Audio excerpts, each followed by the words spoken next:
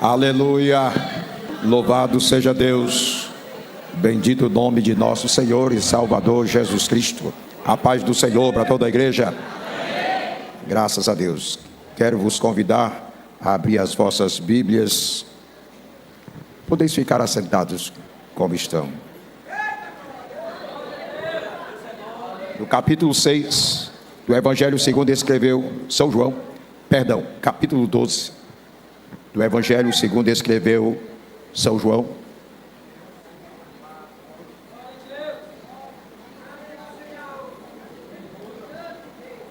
Vamos ler a partir do versículo 26, melhor dizendo, até o versículo 32. Amém? Já está aí? Se alguém me serve, siga-me, e onde eu estiver, ali estará também o meu servo. E se alguém me servir, meu Pai o honrará. Agora, a minha alma está perturbada. E que direi eu? Pai, salva-me desta hora. Mas para isto vim, a esta hora. Pai, glorifica o teu nome. Então veio uma voz do céu que dizia: já o tenho glorificado, e outra vez o glorificarei. Ora, a multidão que ali estava e que a ouvira dizia que havia sido um trovão. Outros diziam: um anjo lhe falou. Respondeu Jesus e disse: não veio esta voz por amor de mim, mas por amor de vós. Agora é o juízo deste mundo. Agora será expulso o príncipe deste mundo. E eu, quando for levantado da terra, todos atrairei a mim.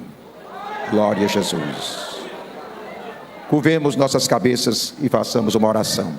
Pai, em nome de Jesus, quero agradecer-te, Senhor, por esta oportunidade que tu nos dá, de mais uma vez estarmos reunidos em tua santa e honrosa presença, para juntos, Senhor, louvarmos e bendizemos o teu nome, e também participarmos, Senhor, deste culto de Santa Ceia, aonde, Senhor, celebraremos em memória aquele grande e glorioso dia em que Jesus Cristo, teu amado Filho, entregou a sua vida no Calvário e foi sepultado, Senhor, e ao terceiro dia ele ressuscitou de entre os mortos para nos justificar. E aqui estamos celebrando a vitória que nos foi outorgada em teu Filho amado Jesus Cristo. Sê conosco, dá-me também uma palavra no abrir e fechar da minha boca, como tu tens feito sempre para a nossa edificação, em nome de Jesus. Amém. Glória a Jesus. Meus amados, nós iremos aí com a bênção de Deus meditarmos apenas em um versículo do texto que nós ora acabamos de ler.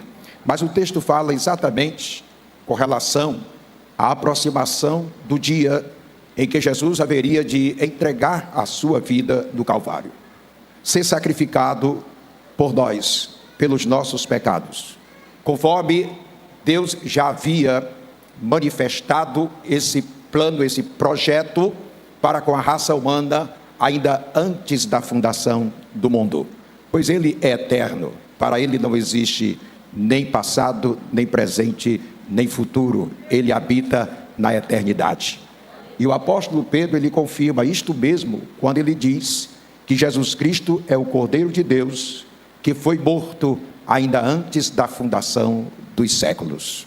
Então estava próximo a acontecer a realidade do propósito de Deus para com a humanidade, que era exatamente dele entregar a sua vida no Calvário, dele padecer a morte como todos nós somos conhecedores, de forma atroz. Mas tudo aquilo, todo aquele seu sofrimento, toda a sua paixão, foi para nos trazer a remissão dos nossos pecados, a redenção das nossas almas, das nossas vidas, que jazia escrava do pecado e de Satanás. Mas na cruz, a Bíblia diz que o Senhor venceu os nossos inimigos, venceu o nosso adversário e proclamou liberdade aos cativos, aqueles que creram no sacrifício do Calvário. Mas no versículo 32, após o Senhor haver feito menção do que ele haveria de passar, do seu sacrifício, então no versículo 32 ele afirma: e eu, quando for levantado da terra, todos atrairei a mim. Aleluia. Jesus, nesse mesmo evangelho do capítulo 3, o apóstolo, escritor desse evangelho, ele fala de que como Moisés levantou a serpente do deserto, assim importa também que o Filho do Homem seja levantado, para que todo aquele que nele crê não pereça, mas tenha a vida eterna. Então Jesus está falando exatamente do dia em que ele seria erguido no Calvário, erguido numa cruz, aonde ali ele estaria fazendo o ato de expiação pelo pecado da humanidade, da raça humana.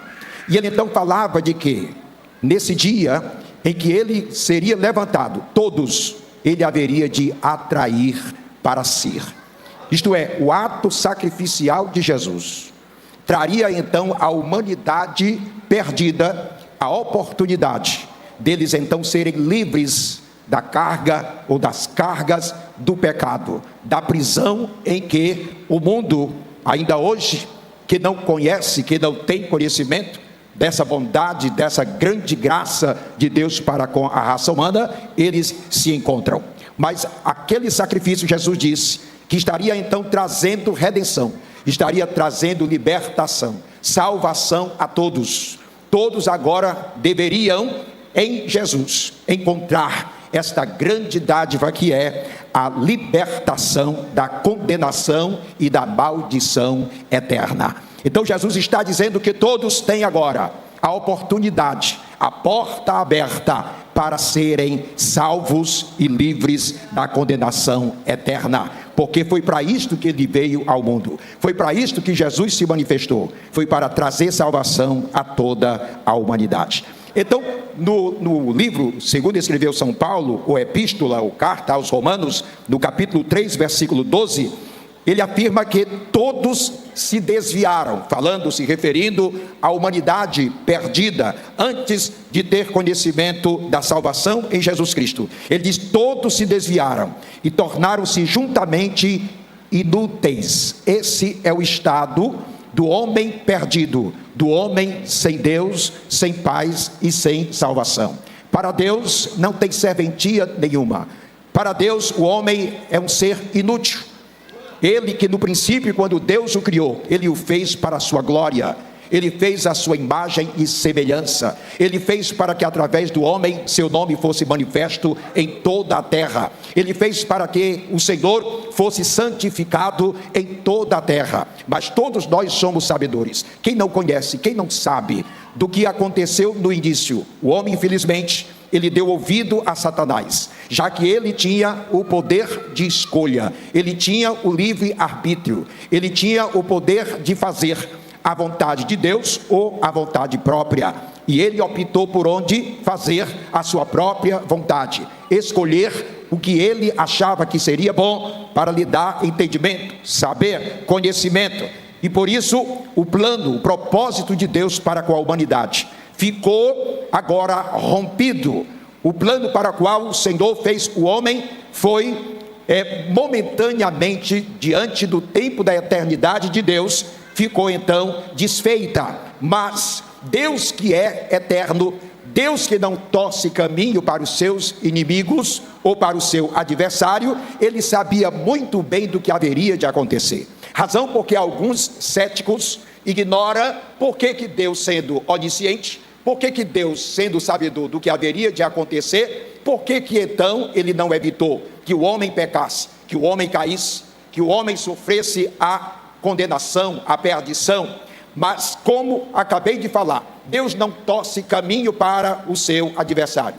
Deus jamais se deixará de executar, de realizar seus planos ou propósito, porque alguém vai procurar dissolver ou atrapalhar o propósito de Deus. Não, logo Deus também projetou o plano da redenção, do resgate do homem, e tornar a dar a ele a mesma condição que no princípio Deus assim o fez, para que o seu nome fosse glorificado através dele. Mas quando o homem pecou, quando o homem caiu, quando ele optou pela sua própria vontade, ele então se desviou da vontade de Deus, da presença de Deus, da comunhão com Deus. O homem afastou-se de Deus, que é isso que acontece com aqueles que vivem no pecado.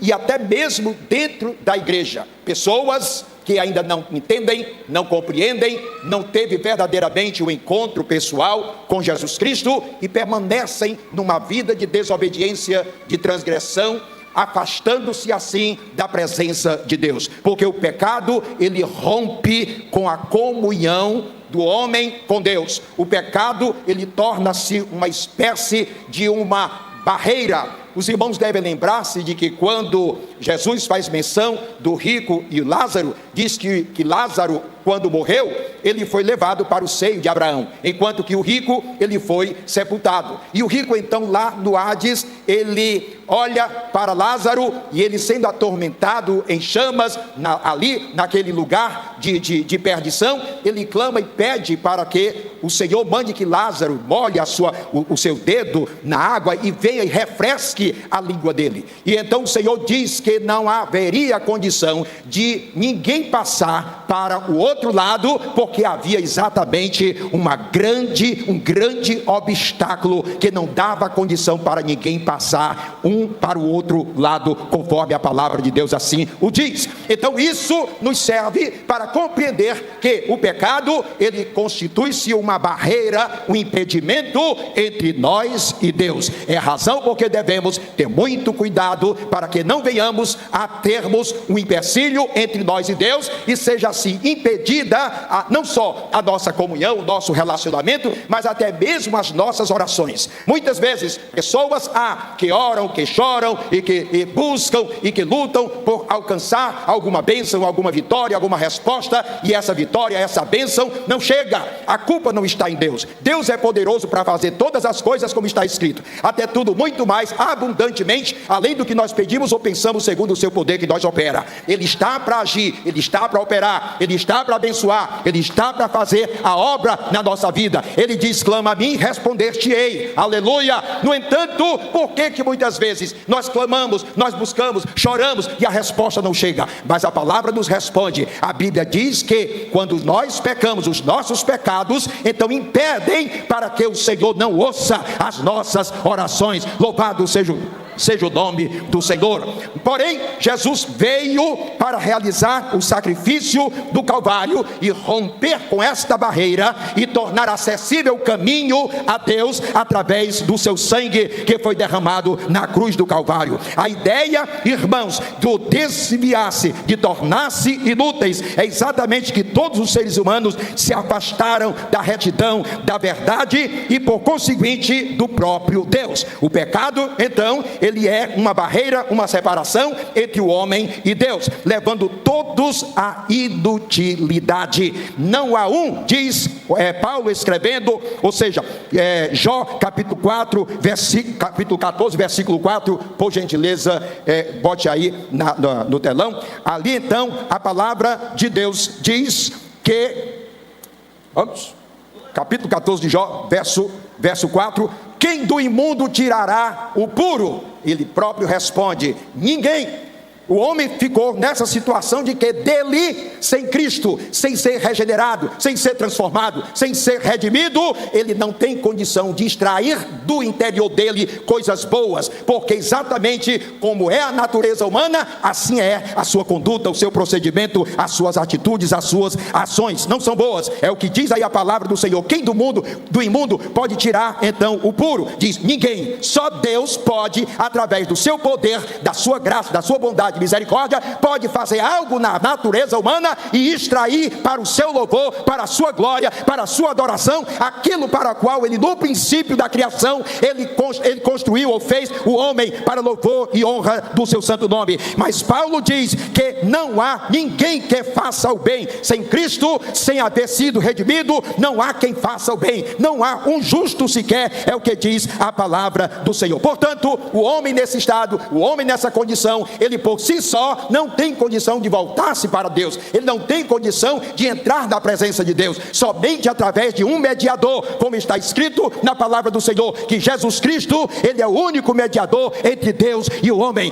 Ninguém pode ir a Deus, ele próprio diz: ninguém vem ao Pai se não for por mim. Eu sou o caminho, a verdade e a vida. Deus enviou Jesus ao mundo como o caminho e o meio de acesso à sua santa e gloriosa presença. Portanto, só Deus pode atrair o homem a si através de Jesus Cristo. Aleluia! Louvado seja o nome do Senhor. Então ele é o ponto principal, Jesus é o ponto principal para essa atração a partir da sua morte na cruz. Foi isso que ele quis dizer no capítulo 12, verso 32. E quando eu for levantado da terra, todos atrairei a mim. Quando ele diz todos, nós não vamos compreender que seja na realidade todo mundo sem exceção. Não, porque todos nós sabemos que nem todos creem no Evangelho.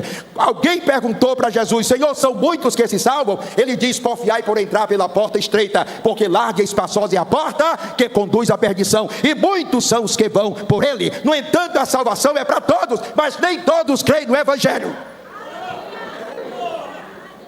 É isso que Jesus quer dizer: atrairei todos a mim.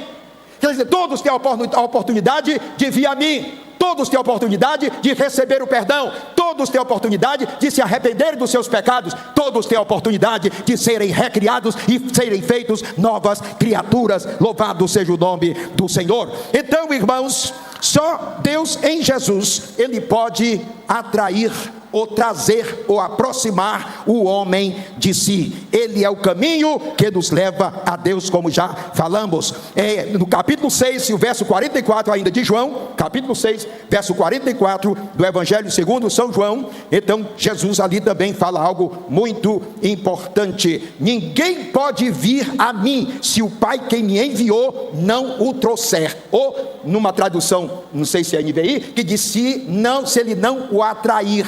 Ninguém por si próprio, nenhum outro medianeiro nesse mundo tem condição, tem autoridade, tem poder para levar o homem a Deus. Só Jesus Cristo é o único recurso, é o único meio, é o único plano e o propósito para que o homem possa se chegar a Deus.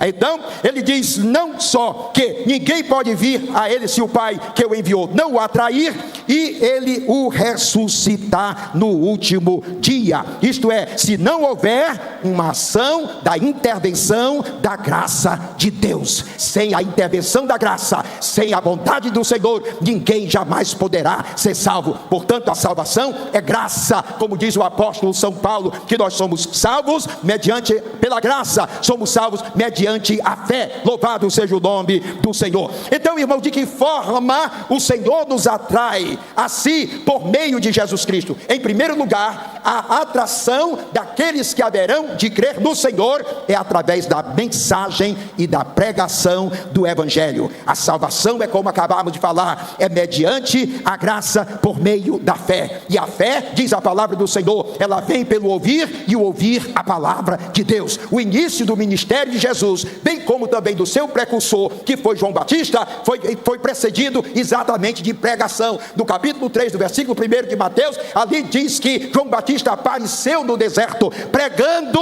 o arrependimento. Jesus também, ele veio pregando e ensinando a palavra de Deus. Porque se alguém não ouve a palavra, se alguém não ouve o Evangelho, se alguém não ouve a mensagem, ele não tem oportunidade de entender, de compreender, de saber qual é o caminho, qual é o recurso, qual é o meio que pode proporcionar salvação, transformação de vida, se não for através da palavra. Por isso que Jesus nos mandou a todos: ide e pregai, porque é através da pregação, é através da mensagem, é através do ensino que o mundo vai então compreender e conhecer a Cristo como seu Salvador. E a igreja tem esta responsabilidade. A igreja deve ao mundo abrir a sua boca e a falar acerca dessa mensagem que liberta, que transforma, que faz do homem uma nova criatura.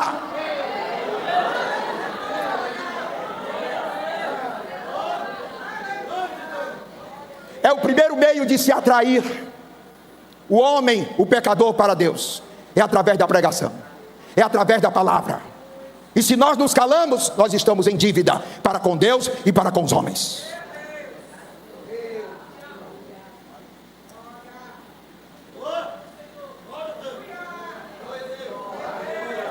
Quantas pessoas já temos ganho para Cristo? Pergunte a si próprio. Quantos você já tem ganho para Jesus? Nós que somos pregadores, que somos dirigentes e pastores, o que estamos fazendo para ganhar almas para o reino de Deus? Muitos, às vezes, só querem somente apresentar a retórica, o conhecimento, o poder, através da pregação, mas no coração não existe amor pelas almas perdidas. Jesus amou o mundo de tal maneira que deu a sua vida no Calvário pelo homem pecador.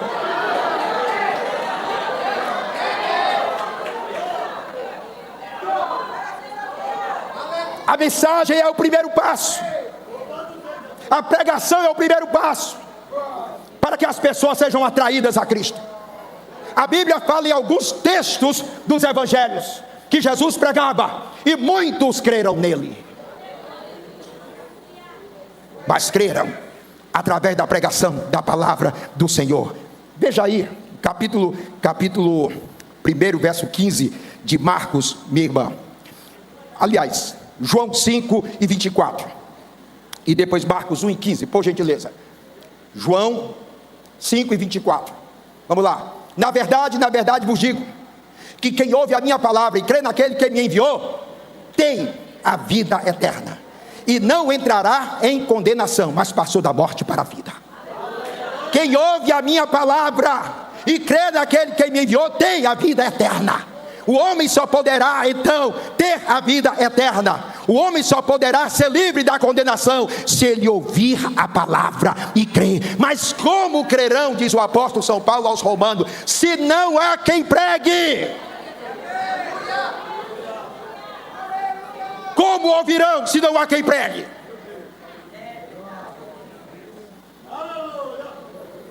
Somos devedores e Deus vai requerer de nós, porque foi uma ordem que ele deu, e a ordem que ele dá deve ser cumprida, deve ser obedecida. E ele disse: ide. O ministério terreno de Jesus foi pregando o evangelho e fazendo as obras que o Pai o enviou a fazer, e ele o fez até o Calvário. Se ele ainda hoje estivesse vivo, ele continuaria fazendo a mesma coisa. Mas como ele foi impedido pela retirada desse mundo através do sacrifício realizado, ele deu essa ordenança a nós. Ele disse: ide, vá ao mundo, pregue o evangelho a toda criatura. Quantos têm passado por nós no dia a dia e não abrimos a boca sequer para dizer que Jesus o ama? Levamos tempo muitas vezes até para falar da vida alheia, da vida dos outros, para fofocar, apontar os defeitos dos outros, menos falar de Jesus para uma alma perdida. Chega! É tempo de acabar com essa hipocrisia. É tempo de deixar de brincar de ser crente. Mas, irmão, eu não prego porque eu não sei pregar, eu não sei testificar. Não é desculpa, porque Deus diz: abre a tua boca e eu te encherei. Abre a boca, começa a falar alguma coisa, diz pelo menos que Cristo ama. Aleluia, louvado seja o nome do Senhor. Muitos creram nele por causa da sua palavra. Está escrito, João 4,41. Irmã Wilane, bem ligeirinho, 4,41. O tempo está passando rápido. E muitos mais creram nele por causa da sua palavra.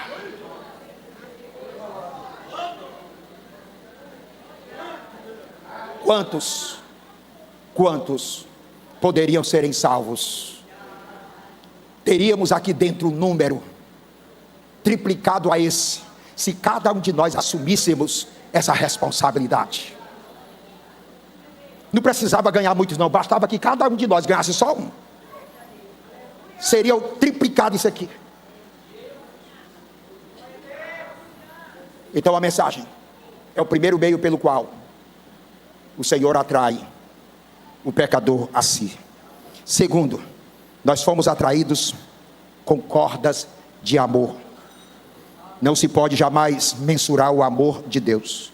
Ninguém tem a capacidade e a habilidade de determinar as dimensões desse amor. A palavra de Deus, quando trata desse amor divino, deixa claro que o alvo principal dele, o alvo principal do amor de Deus, é o homem. É o homem.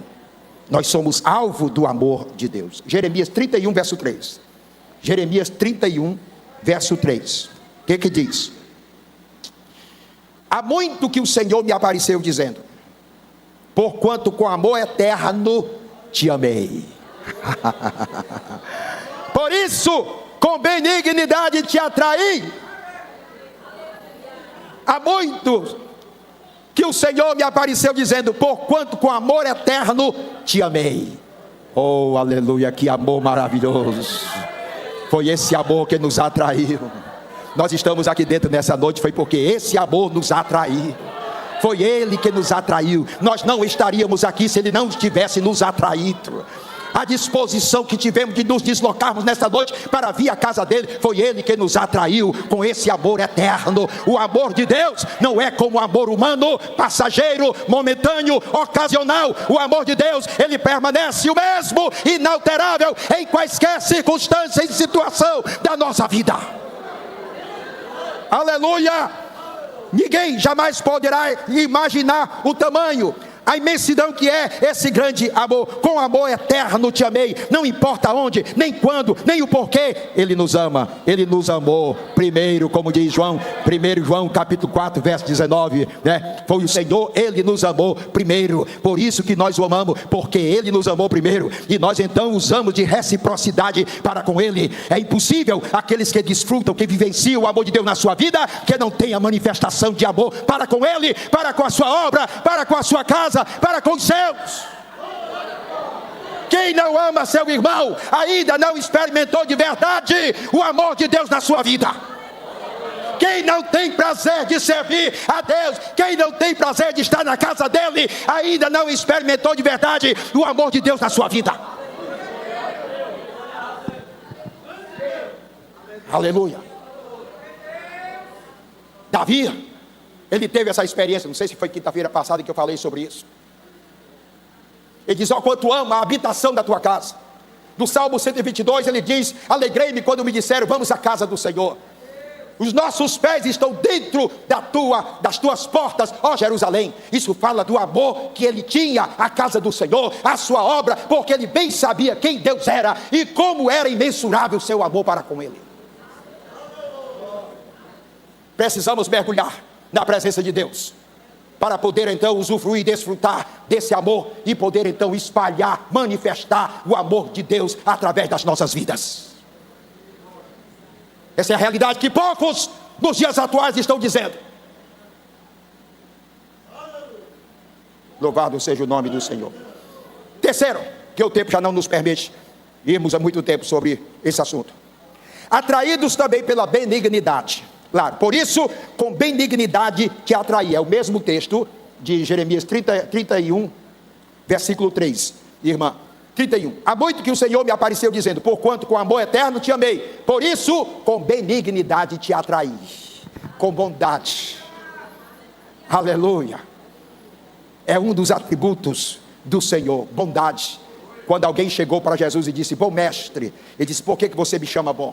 Só há um bom, que é Deus. E foi essa bondade que nos atraiu, com bondade e misericórdia, para atrair o seu povo de volta para Ele. Porque se Deus fosse olhar, se Deus atentasse nas nossas transgressões, nos nossos pecados, nenhum só de nós viveríamos ou sobreviveríamos, porque nós só merecíamos a condenação e a perdição eterna. Mas Ele é bom por natureza, e assim mesmo Ele nos atraiu com essa bondade, com essa benignidade. Aleluia! A linguagem de atrair o povo é um sinal de um relacionamento relacionamento restaurado. Através da sua bondade, Deus restaura o nosso relacionamento com Ele, a nossa comunhão com Ele. E agora, diante dEle, é como se nós não tivéssemos nenhuma transgressão, nenhum pecado. Louvado seja o nome do Senhor. Em Cristo, fomos feitos justos, fomos feitos santos, para a glória e louvor do seu santo nome. Agora, os que são atraídos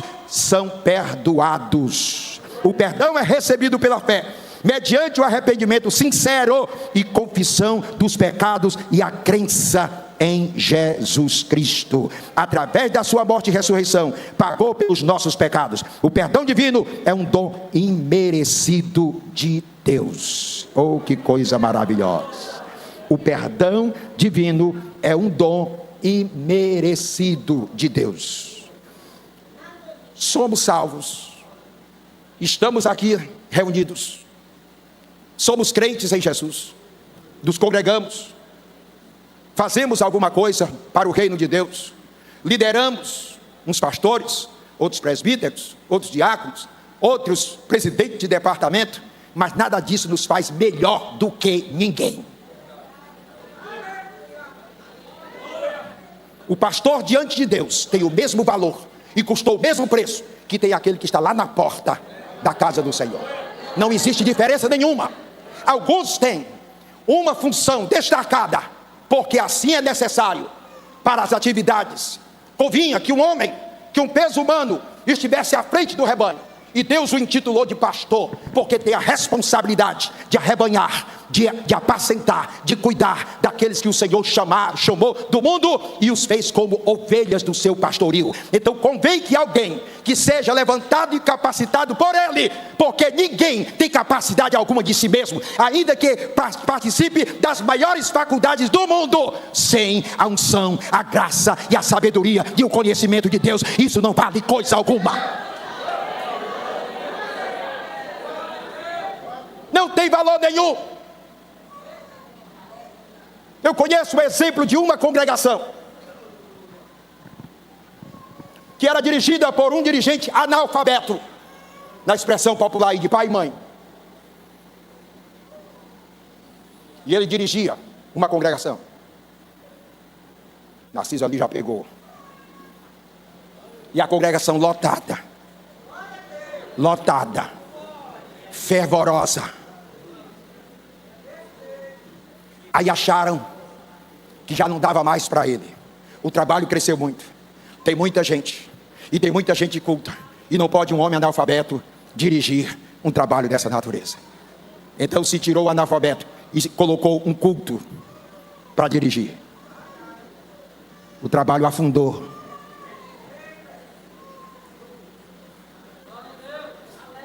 Porque não é o homem, é Deus no homem. Deus só precisa de um vaso. Deus só precisa de um ser humano. Quando foi para dirigir Israel, depois da morte de Saul, na casa de Jessé tinha os homens mais bonitos, homens que eram até militares, pertencentes ao exército. E aí Samuel, assim que entrou na casa, viu logo um lá, assim como eu, assim, alto, forte, bonito. É mesmo, irmãozinho. Aí Samuel olhou e disse: já estou vendo quem é o homem, já estou vendo quem é que vai ser o rei. Aí o Senhor de imediato fala com ele: eu não vejo como vê o homem. Aleluia! Eu não vejo como você vê.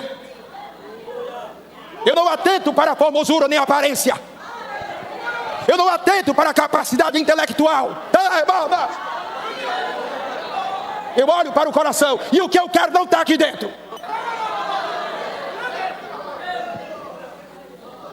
Samuel calou. Aí chegou para Jessé e disse: ainda tem mais algum? Além desse que tem aqui, ainda tem mais algum? Tem um. Tem um menor que está lá. Pois manda chamar ele, porque nós não vamos nos sentar à mesa enquanto esse rapaz não chegar, porque é esse aí que Deus tem escolhido. Aleluia! Para fazer a obra de Deus com sucesso, para fazer a obra conforme a vontade dele, tem que descer, tem que desaparecer, para que ele apareça. Como disse João Batista, convém que ele cresça, que eu diminua.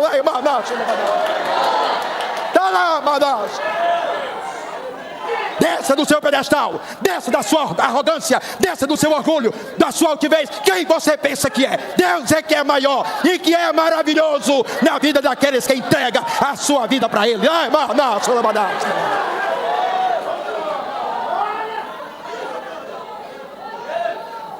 Aleluia! Louvado seja Deus! Vamos parar. É 8h30. Mas ainda tem tanta coisa boa para se ver sobre aqueles que são atraídos pelo Senhor. Aleluia. Nós poderíamos ver os que são atraídos por Ele. Vem a Ele. Ele disse: ninguém vem a mim se o Pai que me enviou não o trouxer. Aqueles que são atraídos por Deus, vêm a Jesus. Vão a Ele. Entra na presença dEle. E outra coisa, os que vêm a Ele, renunciam ao mundo e o pecado. Porque ninguém pode vir a Jesus se não deixar para trás o passado. Aleluia. Mas que Deus abençoe a todos em o nome de Jesus.